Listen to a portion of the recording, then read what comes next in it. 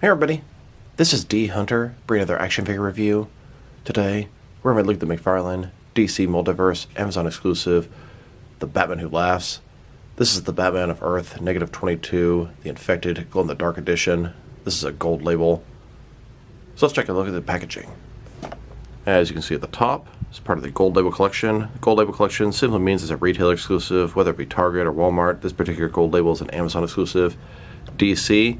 The Batman Who Laughs, Batman of Earth, -22, Infected, Glow-in-the-Dark Edition, McFarlane Toys, Authenticated Limited Edition to 3,000 pieces. One side, Batman, Earth, -22, Infected.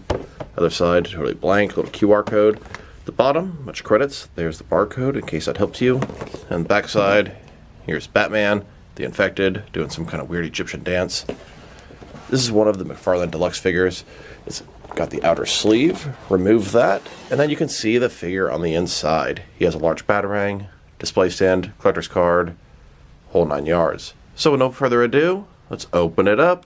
Alright, now that this figure out of the package, here he is with all the accessories laid out.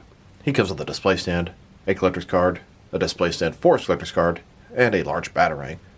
But before we take a look at all that, let's talk about and check out the actual figure. So this is the Infected Batman. He eventually turns into the Batman Who Laughs. This is Batman from Earth, -22. On Earth, -22, Batman was Bruce Wayne. His parents were killed, very similar to our Earth. As he got older and became Batman, at one point, the Joker took a bunch of children, captured them and their parents, and then he forced them to each watch as he killed their parents in front of them, orphaning them. Batman came to save them, but he was too late. He got there and saw what the Joker was doing, and he was so mad that he killed the Joker. The Joker ended up dying, and then he had some nanotoxins in his heart. They were set to release when his heart stopped, and then it infected Batman, sort of merging his mind with the Joker and Batman together, thus creating the Infected Batman, who eventually became the Batman Who Laughs. This is him in his bat suit, right after he was infected. The next thing he did was kill the entire Bat family, and then proceeded to kill the entire Justice League, and eventually became the Batman Who Laughs. Pretty messed up origin story, but kind of fitting as well. And not only that, but this is the Amazon exclusive glow-in-the-dark version. So let's take a look. Start with his face here. It looks good. It looks like the Joker. He's got pale white skin, big bright smile, green around the eyes, traditional bat cowl, got a little bit of expression above the brow, kind of long ears. You can see his regular ears in there as well. Bright green bat symbol, giant utility belt, huge yellow pouches. He has double jointed elbows, double jointed knees. The cape has a nice amount of texturing on it.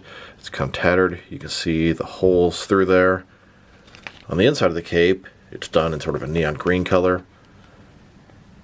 Good texturing on the outfit, nice wrinkles on the fabric here. As a whole, it's a really good looking Batman figure. They really seem to make home runs on the non-traditional Batman figures, and this is no exception. And a closer look at his face and head sculpt.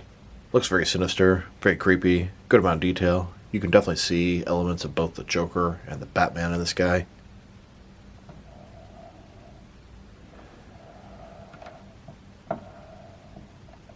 Now for his accessories. Let's start off the boring stuff. Here's his display stand. It's the typical McFarlane display stand we've seen a million times before, but this one here has a green bat symbol on it. I believe it's glow in the dark as well. Very thin, very basic. Now for his collector's card. As you can see, it's an image of the Infected Batman. Batman of Earth, -22, Infected, Glow in the Dark edition. On the backside, certificate of authenticity. This is number 147 out of 3,000. And this doesn't do much for me, but if you want to display the collector's card in its stand next to the figure, here you go. Here's the glow-in-the-dark version's collector's card on the left, next to the original versions on the right. Now for its batarang. It is ridiculously oversized. Also done in a neon green color. I would assume it's going to be glow-in-the-dark. It is the traditional sort of batarang, bat symbol, but really, really large. Here's this Batman holding and getting ready to throw his batarang. Now let's check out his glow-in-the-dark feature. Glow-in-the-dark figures are not the same as when I was a kid. When I was a kid, you just put them under a typical lamp and then they would glow for hours. Nowadays, you have to get them to react to ultraviolet light.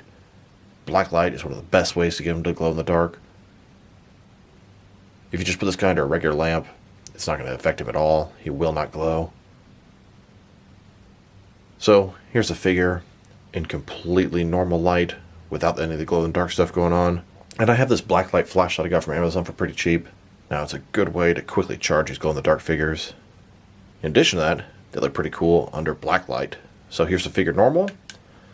And then here he is under black light. You can just see he's already sort of glowing. You get him, charge him up for just a little bit, take the light off him. He's already glowing noticeably. And here he is with his glow-in-the-dark feature in a semi-lit room, and then in a completely dark room. Looks really cool when he's fully charged up. Even his accessories share that glow-in-the-dark feature, both display stands and his batarang. Here's a look at this infected Batman holding his batarang in the Batcave, glowing in the dark. Now I want to check out the differences between the glow-in-the-dark version of the infected Batman and the original release.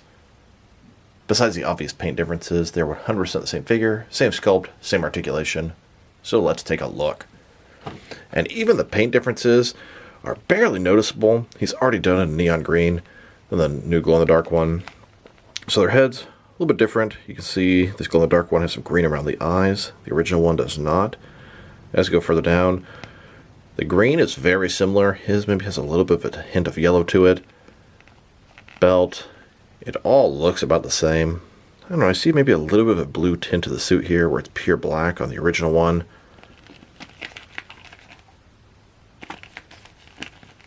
Of all the glow-in-the-dark figures, these are the most similar. Here are all 4 of the Amazon exclusive glow-in-the-dark figures they've made so far. We have the Titan Joker, Infected Batman, John Stewart Green Lantern, and Swamp Thing. I believe the next one they're going to release is the Parallax Hal Jordan Green Lantern. Now they've taken a pretty good look at both the figure and his accessories. Now for his height. From bottom to the top of his head, standing right at 7 inches tall, which can translate to about 18 centimeters. And if you go to the top of the ears, 7.2 inches tall. Now for his articulation. Starting with his head, of course, it can rotate from side to side. He can look up and down about that much. Tilt his head from one side to the other. Shoulders on a ball joint, goes out 90 degrees.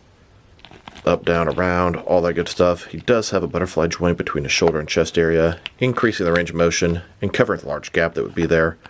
Bicep cut below that. Double jointed elbows below that. His wrist can rotate, and it's going to be hinged as well.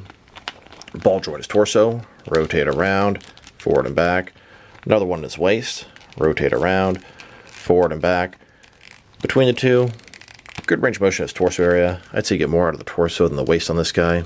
Legs, they only go out about this far. McFarlane style hip joints. Rotation's non-existent. They go forward, really not very much. Back not much either. Double jointed knees. Then his ankle, forward and back. Rotate, tilt, rock, although there it goes. And of course, to articulation. And as usual, Batman is chasing the Joker through his lair. At one point, the Joker gets the upper hand. He's able to inject Batman with something. It paralyzes his body, but it keeps him mentally awake. That way, he can force Batman to watch whatever he wants. The Joker's plan at this point was to capture Batman. He's done that. Batman is laying helpless in the chair. Joker doesn't even have to tie him up. He's completely paralyzed, but he's conscious. Joker has several children. He's forcing them to watch him kill their parents. And that's not even the worst part. Then he would spray the kids with this permanent, irreversible Joker toxin, causing the kids to get sick and die. The Joker did this with another set of parents and their kid, and then with yet another family, and after doing this several times, murdering several children's parents in front of them, turning them into orphans, a very sensitive spot for Batman. With all of his courage and might, he regains mental stability, breaks free of the paralyzing agent. Batman pounces on the Joker and starts beating him to a bloody pulp. Batman just beats Joker, senseless, and you know what? He's done with this thing. This endless war with the Joker, he's had enough. Batman snaps his neck, killing the Joker, and right when this happens, his heart releases this Joker toxin, it infects Batman, and then he becomes the Batman Who Laughs. Over the next several days, the Batman's allies notice he's acting a little strange. The Joker personality is starting to take over. The Batman Who Laughs is essentially a hybrid of the Batman and Joker. All the intelligence and strategy of Bruce Wayne and Batman, and all the cunning, sinister aspects of the Joker. What a horrible combination. He did later go back for those 4 children, and they became his initial Robin Crows. Now let's check him out, next to some other action figures, starting off with some other Batman Who Laughs figures. Here he is, next to the standard, the Batman Who Laughs. This guy was in the first assortment of McFarlane DC Multiverse figures. Then, next to the Batman Who Laughs with wings, the Sky Tyrant version. And I took the Batman Who Laughs from the Robin Crows 4-pack, I swapped his head with the Sky Tyrant version. That way I have this screaming one without the wings, giving me 3 different The Batman Who Laughs figures.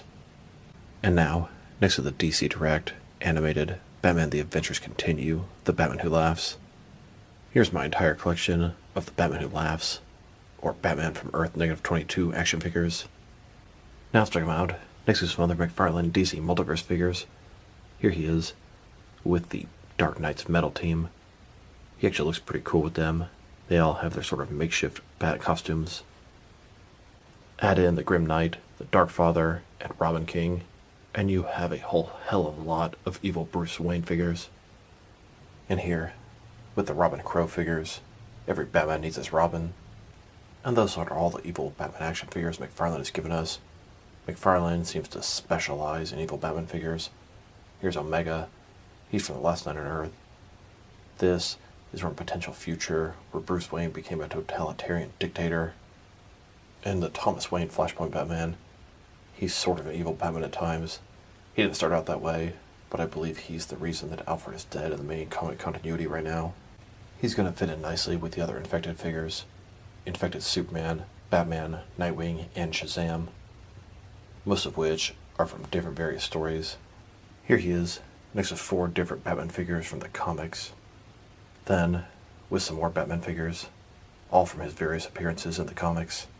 And now, with some Batman figures from different various forms of media. Now let's check him out, next to some other recently released McFarlane DC Multiverse figures. Here he is, next to the 2 most recent Mega figures, Man-Bat and Killer Croc. Then, next to the Batman vs. Hush 2-pack. And here he is, next to John Kent Superboy and Red Robin.